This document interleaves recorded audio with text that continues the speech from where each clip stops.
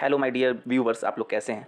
इस वीडियो में मैं बात करने वाला हूँ फिर से दूसरा वीडियो है यूट्राइन पॉलिप के बारे में, जिसे हम इंडोमेट्रियल पॉलिप भी कहते हैं। किसी किसी केस में हमें endometrial mid line significantly wider मिलती है, हाइपर इकोइक नज़र आती है। मायोमेट्रियल टिश्यू कम नज़र आता है और इंडोमेट्रियल टिश्यू ज़्यादा नज़र आता है। ऐसा हमें इंडोमेट्रियल पॉलिप के केस में देखने को मिलता है।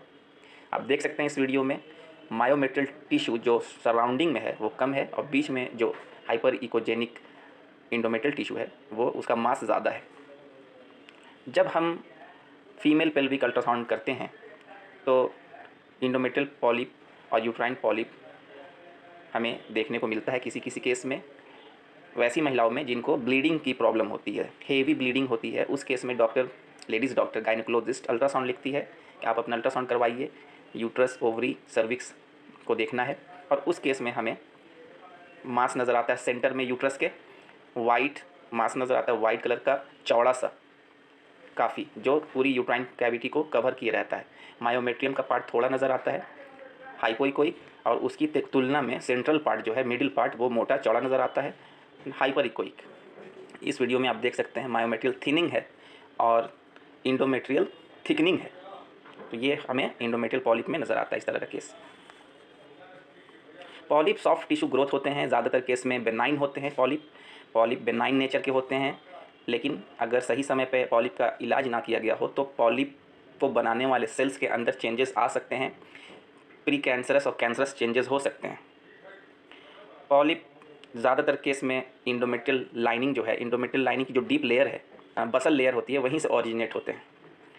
पॉलिप की वजह से एबनॉर्मल यूट्राइन ब्लीडिंग होती है, हेवी ब्लीडिंग हो सकती है, पीरियड इरेगुलर हो सकता है, ज़्यादा ब्लीडिंग और समय पे पीरियड ना आना होता है, पेड़ों में दर्द होता है, डिस्कम्फर्ट रहता है, एक कड़ापन रहता है नाभि के पास, पेशाब करने में भी दिक्कत हो सकती है, और सेक्सुअल कांटेक्ट के दौरान भी दर्द हो सकता है, बांझपन भी हो सकता है, इनफर्टिलिटी।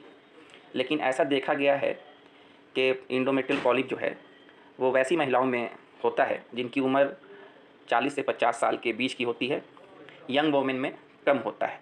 40 से 50 साल की लेडीज़ में ज़्यादातर ये देखा गया कि होता है इस तरह का केस।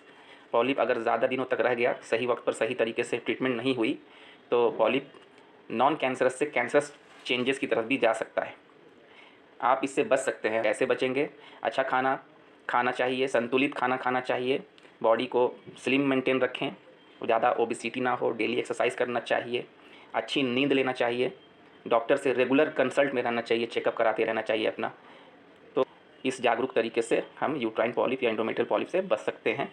पॉलिप का सही आइडेंटिफिकेशन ट्रांस वेजाइनल अल्ट्रासाउंड से ज़्यादा बेहतर होता है, ट्रांस एब्डोमिनल अल्ट्रासाउंड की मुकाबले तुलना में। कलर डॉपलर में यूट्राइन परफ्यूज़न हो रहा है, पॉलिप में भी परफ्यूज़न हो रहा है, मतलब सेंटर पार्ट में इंडोमेट्रियल पॉलिप जो बना हुआ है। यूट्राइन पॉलिप या इंडोमेट्रियल पॉलिप के केस में जो ट्रीटमेंट डॉक्टर चलाते हैं, लेडीज़ डॉक्टर चलाती हैं, गायनेकोलॉजिस्ट, वो हार्मोनल थेरेपी एक देती हैं और एक सर्जिकल ट्रीटमेंट देती हैं। हार्मोनल थेरेपी जो है वो यंग वोमेन के लिए चॉइस होती है, क्योंकि यंग वोमेन को तो बच्चे रखने हैं ना फ्यूचर में।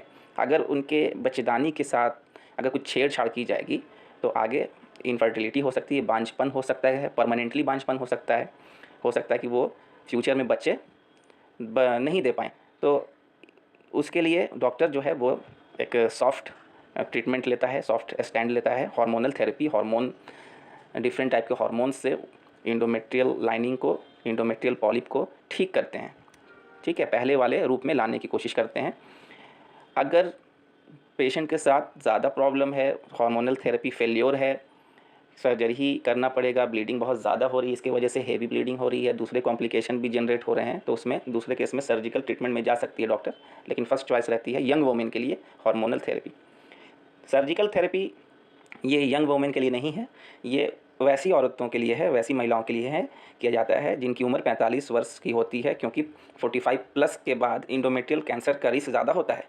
तो इस केस में सर्जरी ज़्यादा सूटेबल रहता है, क्योंकि अगर सर्जरी नहीं करेंगे, ट्रीटमेंट के ऊपर भरोसा करेंगे, तो हो सकता है कि बेनाइन चेस्ट कैंसरस हो जाए।